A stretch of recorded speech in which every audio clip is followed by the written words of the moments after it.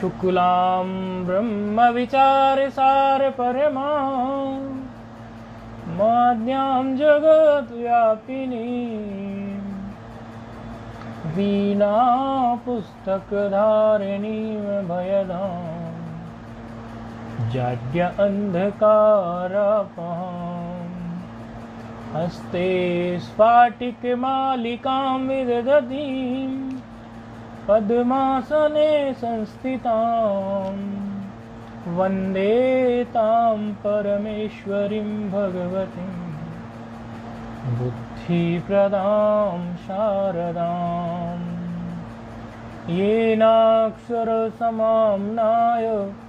मधिगम्य महेश्वरात् कृत्स्नं व्याकरणं प्रोक्तं तस्मै पाणिनये नमः। वाक्यकारं वररुचिं भाष्यकारं पतञ्जलिं पाणिनिं सूत्रकारं च प्रणतोऽस्मि मुनित्रयम् नत्वा सरस्वतीं देवीं शुद्ध्यां गुण्यां करोम्यहं पाणिनीये प्रवेशाय लघुसिद्धान्तकौमुदीम्। ऐं ह्रीं ऋक् ऐं ऐऔच हयवरट्लन् यमगणनं झपयो गणदश जपगणदश खप चट चट तव कपय सससर हल इति माहेश्वराणि सूत्राणि। श्रीशस्त्वावतु मापीय दत्तात् ते मे अपि सर्मसः स्वामी ते मे अपि सहरिः पातु वाम अपि नौ विभो सुखं वां नौ ददात्वीशः पतिर्वामपि नौ हरिः सौव्यादवो नः शिवं वो नो दद्यात् सेव्यो अत्र वह स नः। ये रामचंद्राचार्य जी ने ये श्लोक निर्मित किए जिसमें युष्मद और अस्मद शब्दों को किन विशेष परिस्थितियों में जो आदेश हुए हैं उनका सभी का वर्णन इनमें कर दिया है। सूत्र जो हमने पूर्व के पाठ में पढ़े थे उनका जो क्रम था वो षष्ठी चतुर्थी द्वितीया ऐसे क्रम था और रामचंद्राचार्य जी ने जो उदाहरण दिया उन्होंने द्वितीया चतुर्थी षष्ठी करते हुए उदाहरण दे दिया। जैसे श्री भगवान विष्णु के लिए है तो त्वाम को त्वा आदेश दिखा दिया, अवतु के पूर्व जो त्वाम को त्वा आदेश है। द्वितीया का है माम को माँ आदेश अपी के अपीह के पूर्व, अपी क्या है अपी और ईह ऐसा है। अका सवर्ण दीर्घ हो गया, अपी था और ईह था तो अपीह हो गया। माम को माँ आदेश हुआ। दत्तात ते में अपि सर्म सह ते आदेश हो गया, में आदेश हो गया। तव को ते मम को में, इस प्रकार आदेश होगा। यहाँ ये दिखा दिया।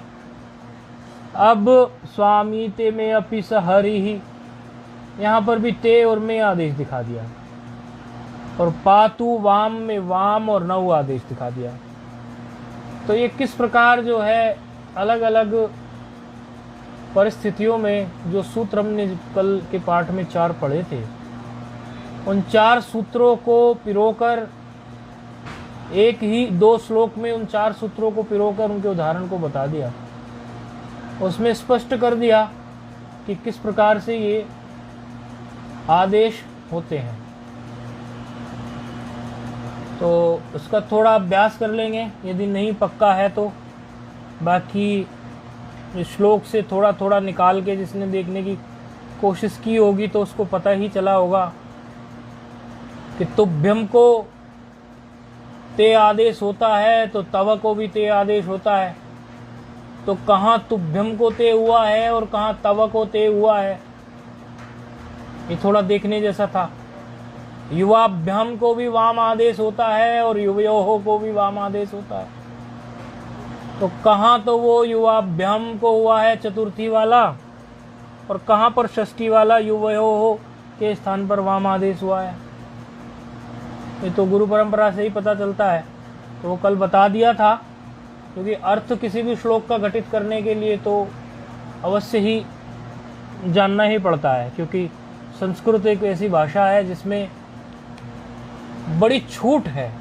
ये विद्वानों की भाषा है, तो इसमें बड़ी छूट है। तो कहाँ कैसे उपयोग हुआ वो देखना पड़ता है। वह आदेश युष्मान को भी होता है, युष्मभ्यम को भी होता है, वो थोड़ा देखने जैसा है। तो पूर्व के पाठ में ये बताया था कि आप लोग इनको बिल्कुल अलग अलग करके रख लेंगे, और जब आप देखेंगे कि ये जो शिवम वो नौ, अब इसमें वह आदेश है, वस और नस आदेश है। वस और नस आदेश से वह वो हुआ था, वो और नो हुआ है। तो ये युष्माकम को है, और ये इस तरह से ये युष्मभ्यम को है, अस्मभ्यम को है, और अंत में जो हुआ है सेव्यो अत्र वहन, यह जो है हमारा युष्माकम और अस्माकम को है। तो ऐसी परिस्थिति देखने जैसी है। अच्छा, एक बात और कही थी, 2 वार्तिक पढ़े गए थे इस पर। अंतिम सूत्र जो पढ़ाया था उसमें 2 वार्तिक फिर पढ़े गए थे। एक था समान वाक्य युष्मद अस्मद आदेशा वक्तव्य। ये कहता था कि एक ही वाक्य में यदि हो, और वाक्य की फिर उन्होंने परिभाषा भी दी, एक तिंग वाक्य। वाक्य को वाक्य तब जब तक नहीं कहेंगे तब तक उसमें एक तिंगंत पद ना हो, अर्थात एक क्रिया ना हो, तो एक तिंगंत वाले को वाक्य कहते हैं। और समान वाक्य में ही युष्मद अस्मद के आदेश होने चाहिए। ये नहीं है कि आपने अलग अलग वाक्यों में उनको ले लिया हो, एक ही वाक्य में इसका उपयोग दिखाया। तो एक तो ये इन्होंने इसका उदाहरण भी दिखाया था उन्होंने, ओदनम पचतव भविष्यति, 2 वाक्य हो गए।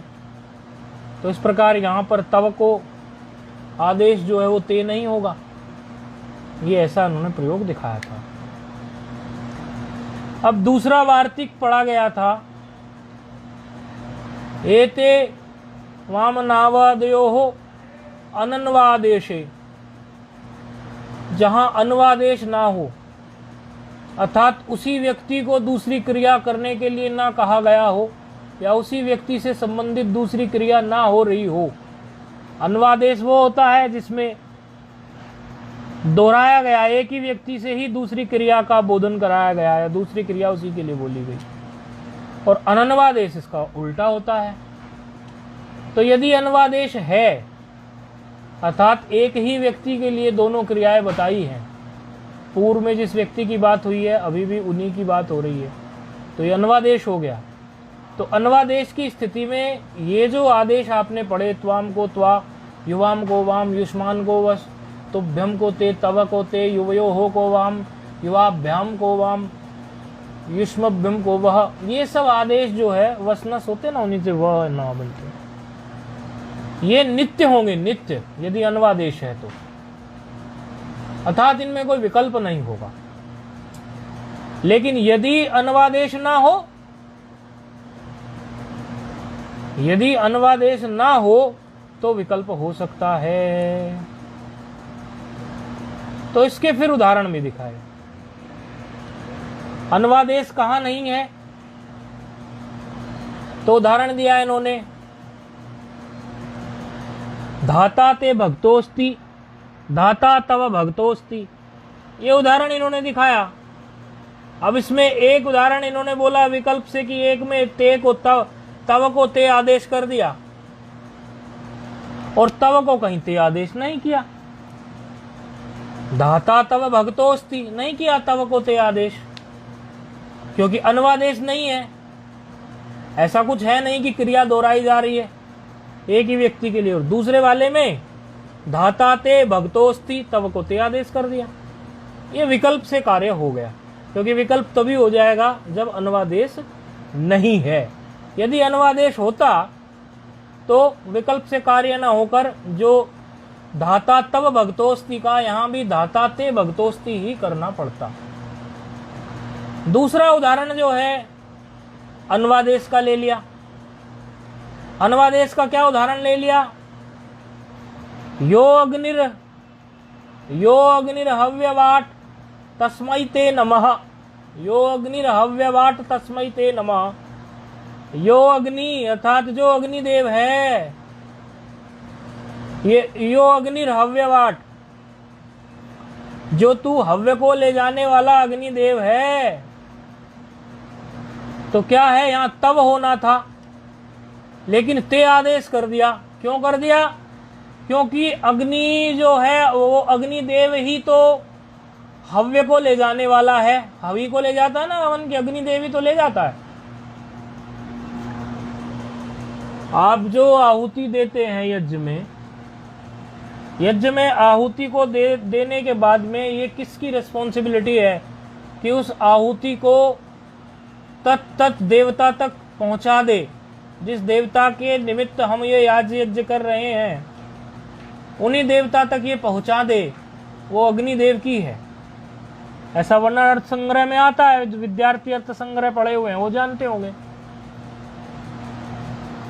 तो कह रहे हैं जो तू हव्य को ले जाने वाला अग्निदेव है, तुझे प्रणाम है। तो दोनों ही बातें उन्हीं के लिए ही हैं, इसीलिए अन्वादेश है। अग्निदेव को ही प्रणाम किया जा रहा है और अग्निदेव के लिए ही तो प्रणाम की क्रिया है, और अग्निदेव ही हवि को ले जाने वाले हैं, तो अन्वादेश हो गया। इसीलिए इसमें तव को ते आदेश कर दिया।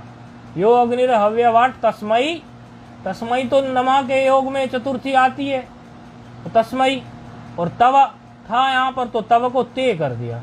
तो ये एक उदाहरण हो गया आपका अन्वादेश का। अब इसमें और थोड़ा बहुत ध्यान रखने जैसा है। वैसे तो लघु सिद्धांत कौमुदी तो इसकी तरफ ज्यादा ध्यान नहीं दिलाती, लेकिन फिर भी देखते जाएं तो एक पाणिनि जी ने सूत्र भी दिया है, नाच व हा हई व योगे, नाच व हा हई हई व योगे। इसमें क्या है कि ये कहते हैं ये शब्द ले लिया, ना मतलब मना किया, निषेध किया। किन किन के लिए? ये वर्ण के लिए चकार ले लिया, वा ले लिया, हकार ले लिया, अह शब्द ले लिया, एव ले लिया। ये पांच अव्यय हैं। चकार भी अव्यय है, वा भी अव्यय है, हकार का भी चादी में पाठ है, अव्यय है, अह भी अव्यय है और एव भी। इनमें कहा कि यदि ये मिल जाए और इनमें युष्मद या अश्मद का इनके साथ कुछ साक्षात योग हो जाए, बिल्कुल इन्हीं के साथ, तो ऐसी स्थिति में भी आप ये जो आपको स्पेशल आदेश करने का कहा है, त्वाम को त्वा, युवाम को वाम, ये सब आदेश आप मत करना। उदाहरण क्या दिया? हरिस्त्वाम माम च रक्षतु, हरिस्त्वाम माम च रक्षतु। अब इसमें त्वाम आ गया तो त्वाम को और माम आ गया, त्वाम और माम दोनों आ गया, लेकिन त्वाम को त्वा और माम को मा आदेश नहीं किया। क्यों नहीं किया? इसीलिए नहीं किया क्योंकि चा के साथ योग है, त्वाम का भी और माम का भी। त्वाम माम चा,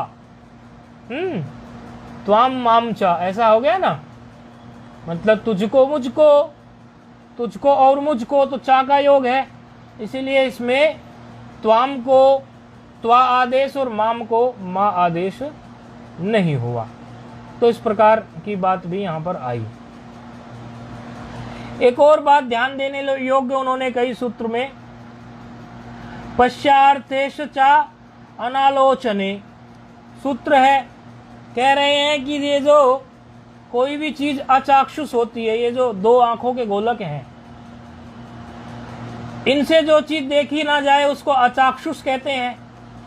लेकिन मन इत्यादि से ज्ञान हो उसका, ऐसा भी तो होता है, कोई चीजें आंखों से नहीं दिखती लेकिन मन से तो दिखती है ना, मन से ज्ञान होता है। जैसे वहां भी जो है इनको ये स्पेशल आदेश नहीं होंगे, त्वाम को त्वा इत्यादि। जैसे उदाहरण दिया, चेतसा त्वाम समीक्षते, चेतसा त्वाम समीक्षते। क्या कह रहे हैं कि वो मन से तुझे देखता है। चेतसा त्वाम, हाँ, तुझे या तुझको, समीक्षते, देखता है, किससे? मन से। तो मन से देख रहा है, तो मन से देखने में यहाँ जो है वो अचाक्षुष है, क्योंकि ये जो पश्य क्रिया हुई है, जो देखना जो हुआ वो अचाक्षुष है, अर्थात वो आंखों से नहीं देखा, इन दो गोलकों से नहीं देखा, आंखों से। तो वहां भी जो है त्वाम को त्वा आदेश नहीं होगा। बस ये सब जो कहानी थी युष्मत अश्मत शब्दों की यहाँ पूरी हुई।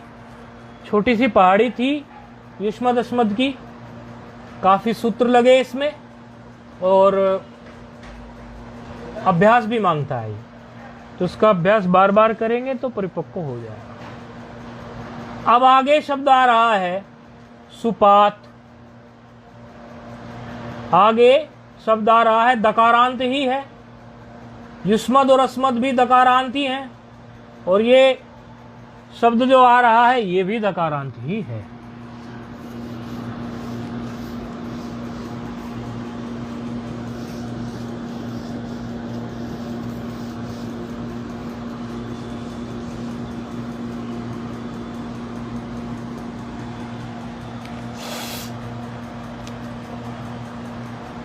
शब्द है सुपाद।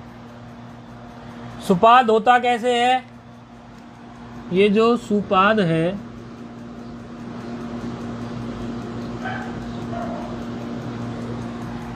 सुपाद शब्द होता कैसे है? सु इसमें पूर्व में है, और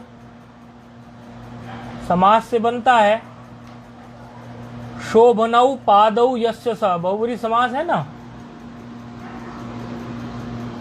शोभनौ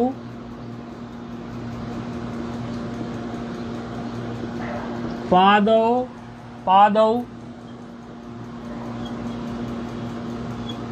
यस्य सः, जिसके पैर जो हो वो बड़े सुंदर हो। शोभनौ पादौ यस्य सः, जिसके पैर बड़े सुंदर हों। सुपात। कई लोग कहते हैं ना हमारे गुरुजी के चरण कमल, उनके तो पूरे पैर ही बड़े सुंदर हैं, चरण कमल ही नहीं पूरे पैर ही बड़े सुंदर हैं, तो क्या कहेंगे?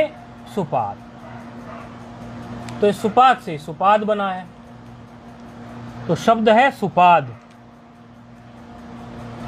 अब सुपाद सूत्र में, सुपाद शब्द में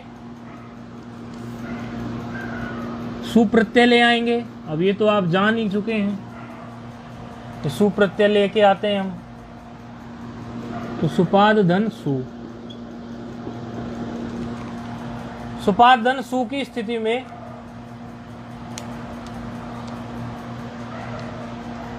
देखो, जब हम कोई कार्य करते हैं विशेष सूत्र से, तो उसका जो सहायक सूत्र होता है वो भी हमारे मस्तिष्क में आना चाहिए। जैसे ये सुपाद धन सु है, तो सुपाद धन सकार रह गया, उकार उपदेश जनुनासिकित आदर्शनम लोपः से लोप संज्ञा, तस्य लोपः से लोप, तो सकार मात्र शेष रह गया। अब यहां पर हमें जो है सकार का लोप करना है, हल ज्ञाभ्यो दीर्घा श्रुति सप्रक्तम हल। अब इससे हमें लोप करना है, तो हमें सकार की अप्रिक्त संज्ञा भी तो किएंगे। अप्रिक्त, ये सकार हमारा अप्रिक्त हल होगा तभी तो लोप होगा। हल ज्ञाभ्यो दीर्घा श्रुति सप्रक्तम हल, क्योंकि अप्रिक्त हल का लोप करता है। तो फिर उसी ढंग से हमें जो अप्रिक्त संज्ञा करने वाला सूत्र है वो भी मस्तिष्क में आ जाना चाहिए। चलो सकार का लोप कर लेते हैं, हल ज्ञाभ्यो दीर्घा श्रुति सप्रक्तम हल से, तो क्या रह गया हमारा? सुपाद। सुपाद के बाद वावसाने सूत्र आपने पढ़ा है। वावसाने सूत्र जो है अवसान संज्ञा मांगता है, तो उसके पहले सुपाद शब्द में अवसान संज्ञा का उपयोग कर लेंगे, विरामो अवसानम से। अवसान संज्ञा हो गई क्योंकि पर में कुछ है नहीं दकार के। उसके बाद वावसाने क्या करता है? विकल्प से चरत्व कर देता है। विकल्प से चरत्व का मतलब क्या है? दकार के स्थान पर चरत्व का मतलब क्या है? इसी का प्रथम वर्ण बैठ जाएगा, तवर्कई। सुपात विकल्प से करता है, तो दूसरे पक्ष में क्या हो गया, सुपाद। तो वाव साने।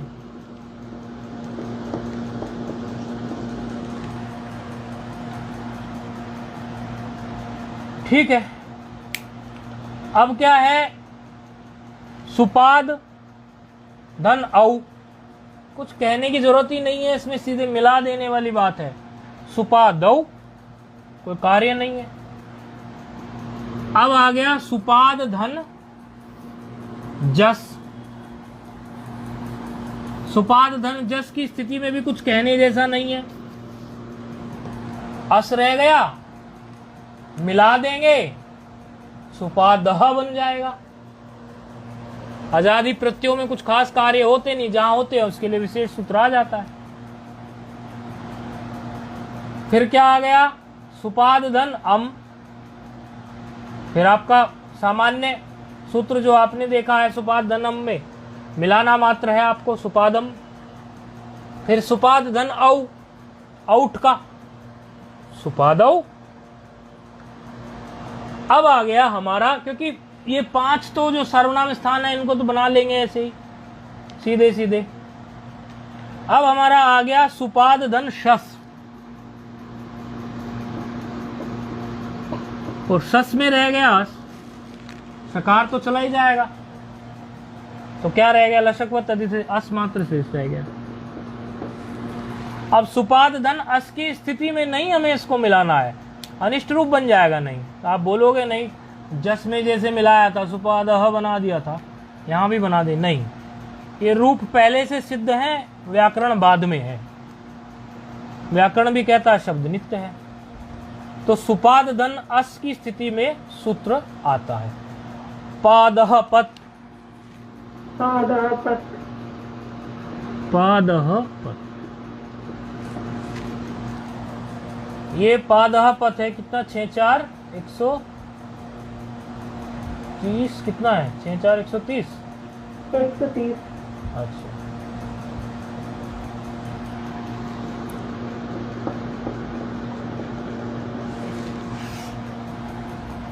इसमें पादह एक पद है षष्ठी का,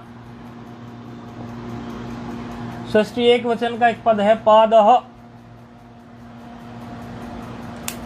पत एक पद है प्रथमा का। ठीक है, क्या कह रहा है सूत्र, अंगस्य का यहां पर ये विशेषण है, इसीलिए तदंत विधि होके पादंतस्य कहलाएगा। वृत्ति क्या कह रही है, पाद शब्दांतम, पाद से पहले पाच हुआ स्तोष्टु नास्तु से, और शब्द से शब्द हुआ किस सूत्र से, षष्ठ छोटी से, तो बन गया ये पाच शब्दांतम। यदंगम बम तव अव्यवस्य पाच शब्दस्य पदादेशः। क्या कह रहे हैं, पाद शब्दांत,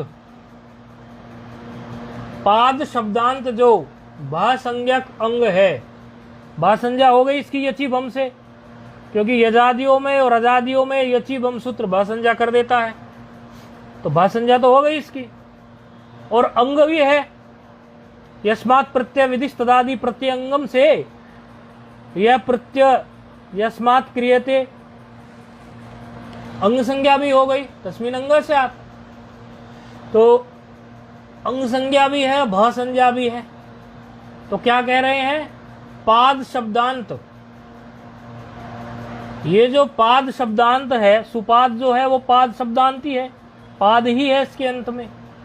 ऐसा जो पाद शब्दांत भासंजक अंग हो, भासंज्ञा भी है और अंग भी है और पाद शब्दांत भी है, उस अंग के अवयव तद अवयवस्य,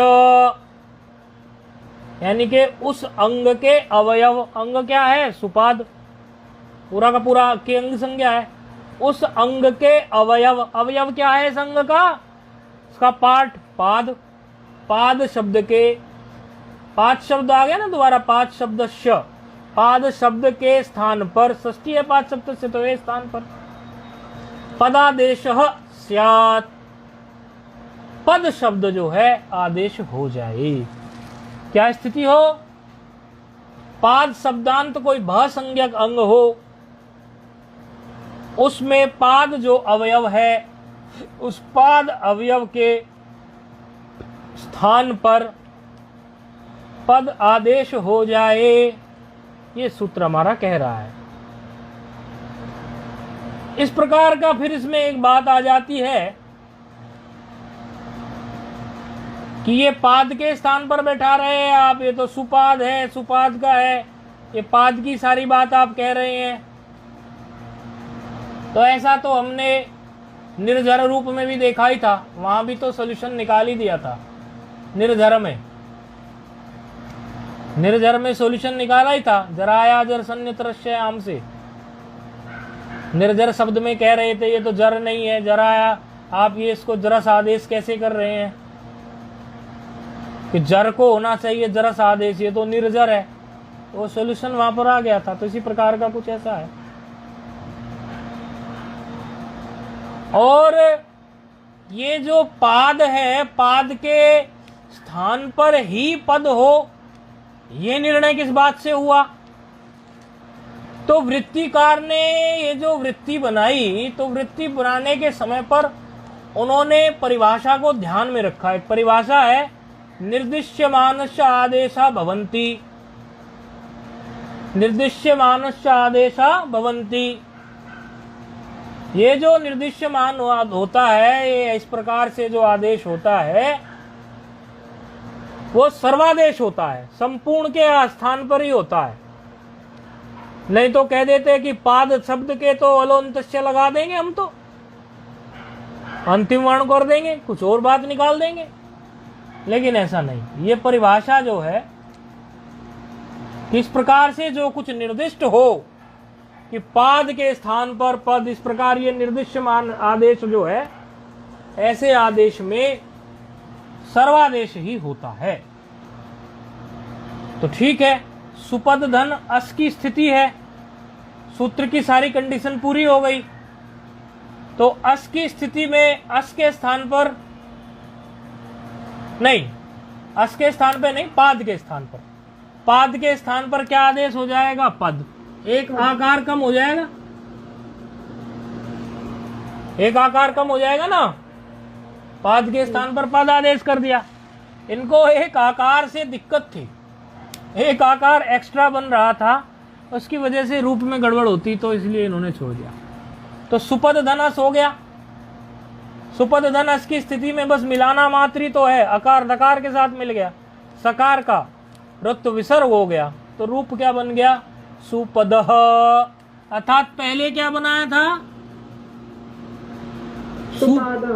सुपादः। और यहाँ वो क्या बनाना चाह रहे हैं? सुपदः। बस इसी के लिए ये कहानी रची पूरी की पूरी, इस आकार को उड़ाने के लिए कहानी रची, क्योंकि शब्द पहले है, व्याकरण उसकी व्यवस्था देने के लिए बनाई गई है। ऐसा नहीं है कि सूत्र बना दिए थे फिर शब्द पैदा हुए, ऐसा नहीं है। व्याकरण तो वैदिक और लौकिक जो भी हमारी संस्कृत है, भाषा है, शब्द हैं, उन सब की व्यवस्था देने के लिए बनाई। आगे चलेंगे, आगे कोई खास कार्य अब होने नहीं है इनमें। सुपद धन टा आ गया, आ बचा, बस मिला देना है। सुपद धन भ्याम आ गया, सुपाद, सुपाद, सुपद नहीं, सुपाद चल रहा है ना, सुपाद। सुपाद धन भ्याम आ गया, मिला देना है। सुपाद धन भिस आ गया, मिला देना है। और क्यों? जहां पर आपको लगता है कि हमारी ये शर्त पूरी हो रही है, अर्थात ये जो हलादी जो है भ्याम इत्यादि नहीं है, भ्याम को छोड़कर ये जो अजादी विभक्तियां जो हैं, इनमें क्या है? इसकी भय संज्ञा हो जाएगी। अंग संज्ञा तो है लेकिन भय संज्ञा हो जाएगी।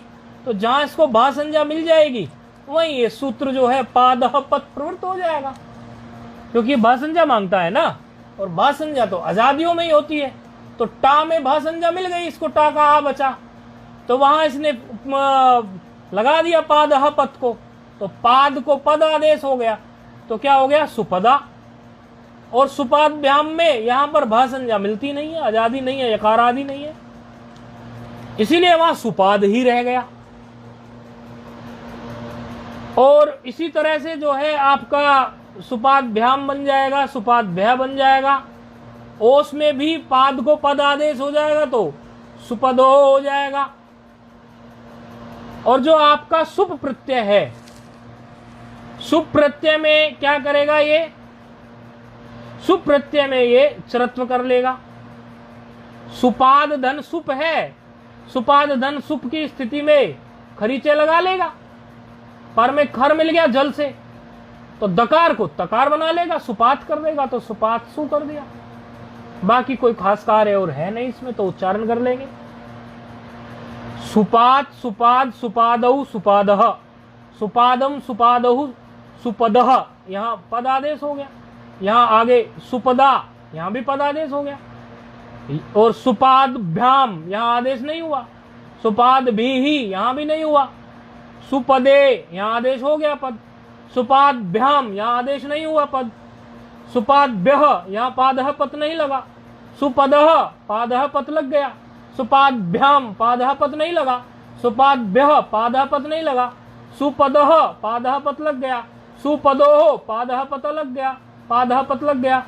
सुपदाम यहां देखो पादः पद लग गया, सुपदी पादः पद लग गया, सुपदोः पादः पद लग गया। सुपदसु यहां नहीं लगा, क्यों, यहां पर भाषंजय नहीं हुई। हे सुपात, हे सुपाद, हे सुपादौ, हे सुपादः। समझो किसी जिसके पैर बहुत सुंदर हो, उसको पुकार रहे हैं हम, हे सुपात, हे सुपाद। भगवान का तो सब दिव्य होता है, तो सारे सुंदर चीजें तो भगवान की तरफ मुड़ती ही है। भगवान का तो सभी दिव्य है, सुंदर है। लेकिन लोक में भी प्रयोग इसका संभव है। इसी तरह से द्विपाद, त्रिपाद, इन शब्दों के भी रूप चलेंगे।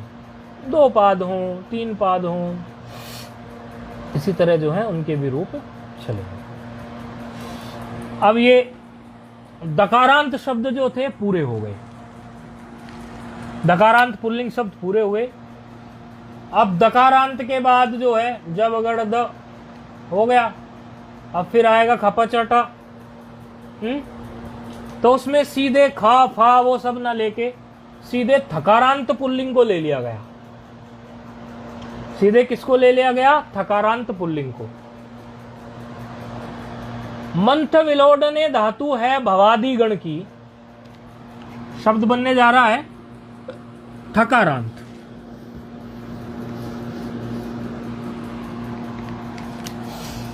मंथ विलोडने धातु है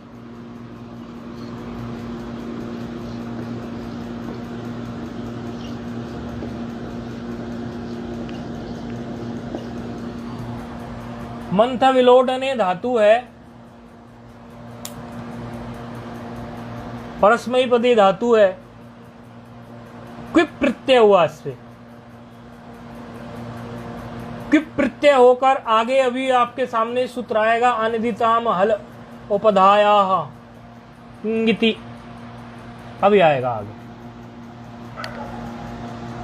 इसी सूत्र की मदद से नलोप हो गया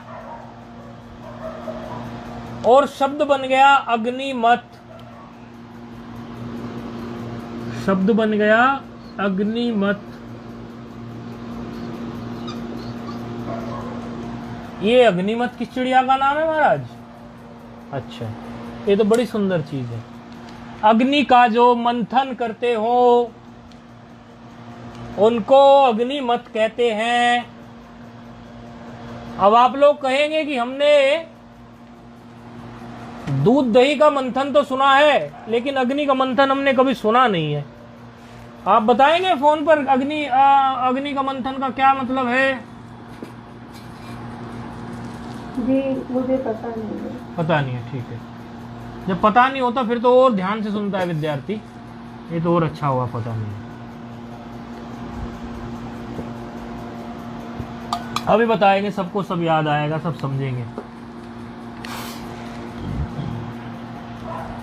बचपन में हमारे गांव में, पैतृक गांव में, शरीर का जो गांव है, एक सतचंडी यज्ञ हुआ। यज्ञों में ही प्रयोग होता है। सतचंडी यज्ञ में दंडी स्वामी इत्यादि सभी आए और ब्राह्मण इत्यादि आए, बड़े ही विद्वान ब्राह्मण और कर्मकांडी। तो यज्ञ में जो अग्नि की शुरुआत जो होगी, जलाया जो जाएगा यज्ञ में, जो बिल्कुल अग्नि, जब शुरू में अग्नि की आवश्यकता तो पड़ेगी कि नहीं पड़ेगी? तो ऐसा नहीं होता कि माचिस की तिल्ली जलाओ और अग्नि लगा दो, लाइटर कर दो, ये नहीं होता। वेद जो विधान करता है वो विधान करता है कि लकड़ी के अंदर जो अग्नि छुपे हुए रूप में होती है, उसी अग्नि को आप प्रकट कीजिए मंथन करके। तो हमारे गांव में मंथन हुआ था, वो बड़ी जल्दी प्रकट हो गई थी, नहीं तो इसकी तो बड़ी कहानियां हैं। इस अग्नि को प्रकट करने के लिए जोधपुर की एक कथा है। जोधपुर में ब्राह्मण सुबह 9 बजे अग्नि प्रकट करने लगे, शाम को 4 बजे तक अग्नि प्रकट नहीं हो पाई थी। तो ये निर्भर करता है किस प्रकार के ब्राह्मण है, तेजस्वी है, प्रतिभाशाली है, प्राण शक्ति से युक्त है। क्योंकि इसका प्रोसेस क्या है कि नीचे एक नीचे की लकड़ी लगा दी, जैसे आप लोगों की भाषा से समझाएं, और बीच में एक छोटी सी रई नुमा मतलब जैसे ये दूध की रई में बिलोने के लिए रस्सियां दो होती हैं, एक इधर को खींचते हैं, एक इधर को, दाएं बाएं, आगे पीछे, दाएं बाएं, ऐसे, इस प्रकार, ऐसे उसको नीचे, वो लकड़ी को एक नीचे लकड़ी लगा दी, उस लकड़ी के ऊपर एक रई नुमा बना दिया, और ऊपर से उसको दबाने के लिए दूसरा ब्राह्मण हो गया।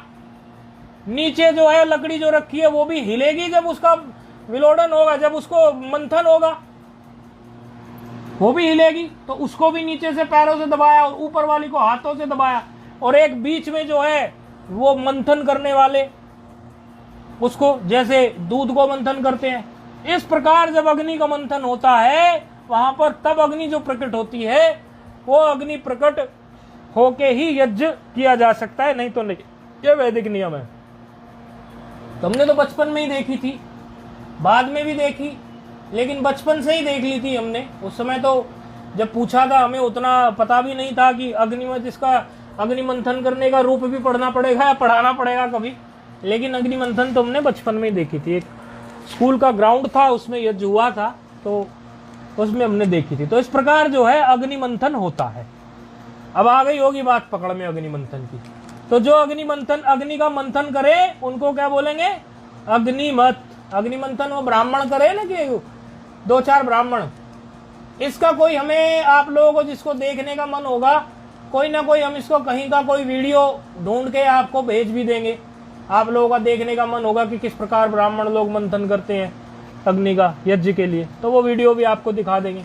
बड़ा परिश्रम का काम है और बड़ी प्राण शक्ति, तेजस्विता, अपने कर्म कांड का बल तभी हो पाती है, नहीं तो नहीं हो पाती। कई जगह 20 मिनट में प्रज्वलित हो जाती है। बहुत जल्दी हो गई थी हमारे गांव में, और ब्राह्मण बड़े खुश हुए, बड़ी बड़ी जल्दी हो गई। और उन्होंने जब ये बोला, देखो हम अपने मन का बेईमाना बताते हैं आपको, उन्होंने जब ये बोला कि अरे बड़ा भाग्यशाली गांव है ब्राह्मणों का, यहाँ पर अग्नि प्रज्वलित बड़ी जल्दी हो गई, बड़ी जल्दी मंथन करके अग्नि प्रकट हो गई, तो हमें लगा कि ये शायद हम लोगों को जो है उत्साहित करने के लिए ऐसा कह रहे हैं, हमारे गांव की प्रशंसा कर रहे हैं, और सब स्थान की प्रशंसा करके थोड़ा दान दक्षिणा ब्राह्मणों को अधिक प्राप्त हो जाए। सच में मेरे मन में ऐसा ही आया था उस समय। लेकिन बाद में जब मैं खुद समझो ये साधु चोले में आया और ये सब चीजों को जानने लगा, तो कई जगह का मुझे पता चला जहां सुबह 9 बजे से 4 बजे तक अग्नि प्रकट नहीं हुई है। तो ये भी एक बात है, ये प्रसंगवशात बात आई तो बता दिया आप लोगों को। तो अग्निमत आ गया, थकारांत शब्द है। थकारांत शब्द में कोई विशेष कार्य और कोई है नहीं, चरत्व कर दीजिए। अग्निमत है, अवसान संज्ञा कर लीजिए। अवसान संज्ञा कर लेने से आप इसमें चरत्व कर लीजिए तो एक रूप बन गया अग्निमत और एक रूप बन गया अग्निमद। औ आ गया तो मिला दीजिए अग्निमथौ बन गया। अस आ गया तो अग्निमतः बन गया, अग्निमथम बन गया, फिर अग्निमथौ बन गया। और इसमें ऐसी कोई बात नहीं है कि पाद पद वाली बात, पाद पता वाली बात, पाद पत पता नहीं, पाद पत।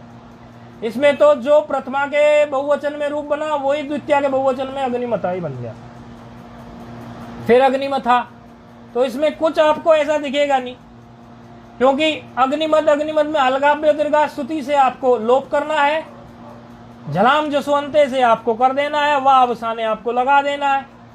ये सब सूत्र आप अच्छी तरह देख ही चुके हैं। तो अग्निमद अग्निमद हो गया। और आपका जो है आगे भी जो है झलाम जसवंते आप लगाते चले जाएंगे, और झलाम जसवंते से आपका कार्य हो जाएगा। जहां आपको लगाना पड़े वहां झलाम जसवंते लगाते चले जाए। क्यों? क्योंकि ये जो अग्निमत है, अग्निमत शब्द है, तो अग्निमत की वहां पर पद संज्ञा तो हो जाएगी व्याम की स्थिति में, लेकिन चरत्व करने के लिए वह अवसान तो लगेगा नहीं, क्योंकि अवसान संज्ञा नहीं है। तो केवल झलाम जसवंते लगा लेना, तो वहां रूप सिद्ध हो जाएगा। विशेष परिस्थिति थोड़ी बहुत कहाँ बनती है, वो खरीचे सूत्र लगाने के लिए सुख की स्थिति बनती है, वहां पर खरीचे लगा लेना। तो इसी प्रकार ये रूप सिद्धि हो जाएगी, कोई परेशानी इसमें नहीं आएगी। फिर भी कोई आए तो बताना, आप लोग तो उच्चारण कर लेंगे। अग्निमत अग्निमद, अग्निमथौ अग्निमथः, अग्निमथम अग्निमथौ अग्निमथः, अग्निमथा अग्निमद्भ्याम अग्निमद्भिः, अग्निमथे अग्निमद्भ्याम अग्निमद्भ्यः, अग्निमतः अग्निमद्भ्याम अग्निमद्भ्यः, अग्निमथः अग्निमथोः अग्निमथिभ्याम अग्निमथाम, अग्निमथि अग्निमथोः अग्निमथसु। हे अग्निमत, अभी ब्राह्मणों को कह रहे हैं हे अग्निमत, हे अग्निमत, हे अग्निमथो। दो ब्राह्मणों, जो एक नीचे एक ऊपर पकड़े बैठा है, और फिर संपूर्ण ब्राह्मण जो इस परिश्रम में लगे हुए हैं, हे अग्निमथः। तो इस प्रकार जो है ये आपका दकारांत भी पूरा हो गया। शेष कल के पाठ में देखिए। ओम पूर्णमदः पूर्णमिदं पूर्णात् पूर्णमुदच्यते पूर्णस्य पूर्णमादाय पूर्णमेवावशिष्यते। ओम शांति शांति शांति।